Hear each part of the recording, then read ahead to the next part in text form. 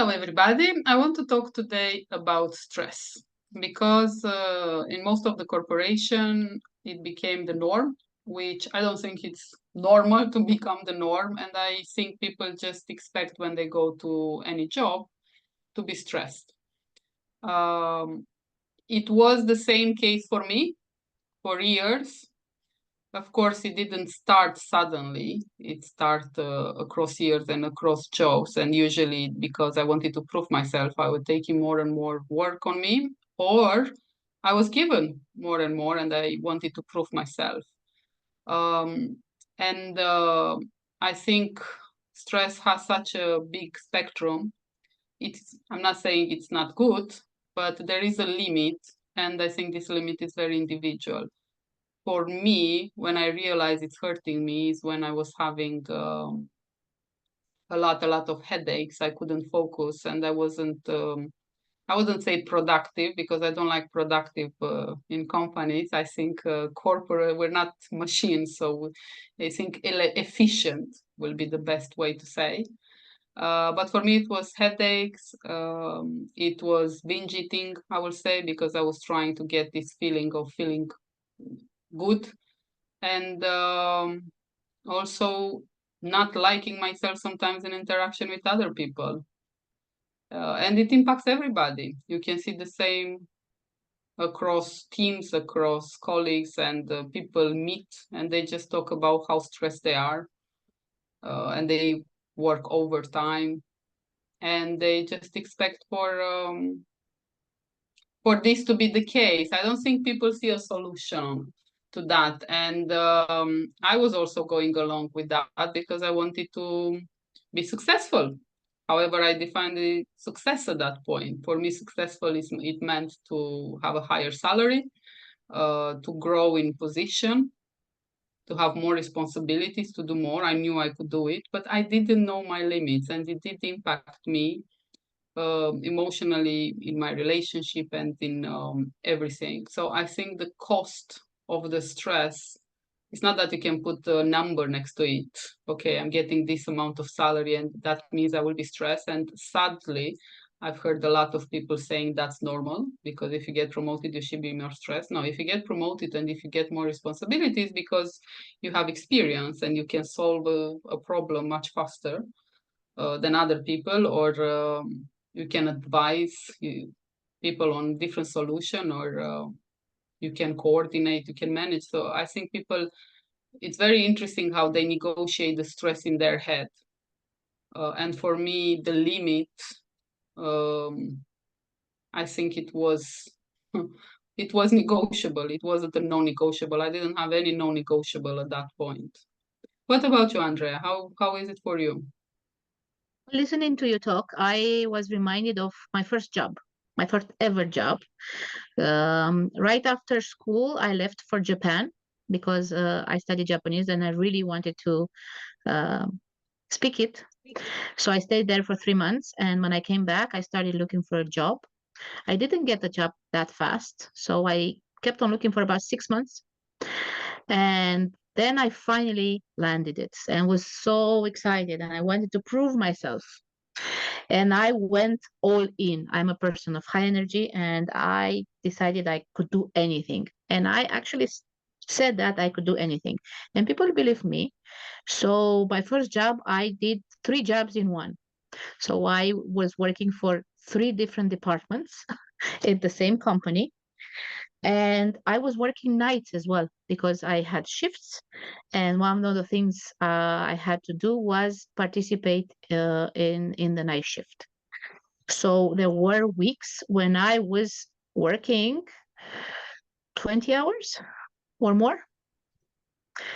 And I remember I didn't know my name anymore. So there was a morning in the tram.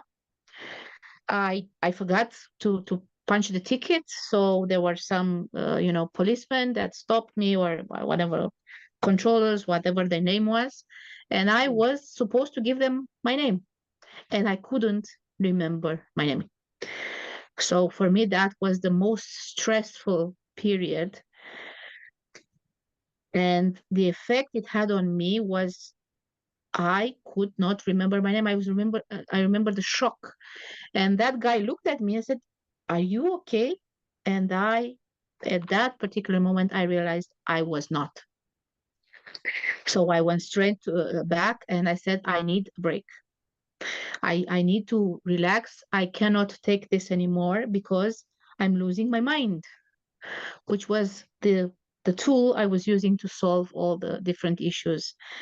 Uh, and I'm enthusiastic. I have high energy, so I had absolutely no limits, just like you said. And that was the first big realization I had with stress. And I saw that happening with a lot of my colleagues. They were afraid of losing their jobs. They were afraid of saying no. And they say, okay, the pay is good. I will have a vacation in the summer. So I will get to rest for 3 weeks. And then I'm going to start all over and I'm going to be okay.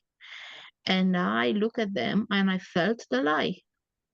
For me, it sounded like a lie, but they were so into it. I said, I've been doing this job for almost a year and I don't remember my own name, my own identity. Why is this happening to me? Well, it's too much. This is what the cost of stress for me was too high. And then I started rearranging everything, but that was the first time ever when I realized, wow, this is actually a thing. Because nobody told me what stress is. Nobody told me uh, you can lose your mind from work or you can actually don't remember your name if you put in too many hours. I put in a lot of hours. I took home the big money, so I was happy. I could pay for the things I wanted. I got a car. I got to go abroad for my vacation. So I basically realized all the things I actually wanted. But the cost, and yeah, it was a big shock to me. So I think that's a very interesting conversation because nobody teaches you the limit, and the limit is so personal for each and every one of us. But we get so into a routine of pressure and stress and demands and proving ourselves, we kind of forget to set that limit and to enforce it. And it's interesting how it affects everybody. For me, it was mental, so blackout shock. It was in my body because I was so tired. I always felt the need to sleep. I never got enough sleep. Everybody was saying, "You look pale." Well, I haven't had enough sleep. Well, I was working nights. It was natural. Was it really? So all these questions came after that first shock. Yeah, we had to learn the hard way because it's not like anybody's teaching you exactly as you said what stress is and what is your limit. And I think that's the sad thing. I had a similar job like you with working 20 hours and you just look around and everybody's doing the same. So you also there is this feeling, well, if everybody's doing it, maybe that's normal. You don't think maybe everybody shouldn't do it, and they have this pressure. But the good thing is that we find a solution for this. And we developed a course based on our own experiences and the tools that we learned for ourselves and we want to share with the world. And one of the steps which is very important is exactly the self-awareness, to start to understand, to be aware. Where do you start? Where do you finish? Where are your limits? How much can you do? What is your baseline? Do you even know um, that feeling that you were so excited when you started the job? That relaxation, that wanting to know more, that creativity, because that's where creativity is born, in the breaks between the stress, when you can finally relax, when all your body can say, oh, I can breathe, so maybe I can create something, I can wonder. So that will be one of the steps that's very important for us. I'll let Andrea tell about the rest. Well, very shortly, I think it's important to address the mind, the body, and the emotions. So that's what we decided to do. But we're going to tell you more in the next video.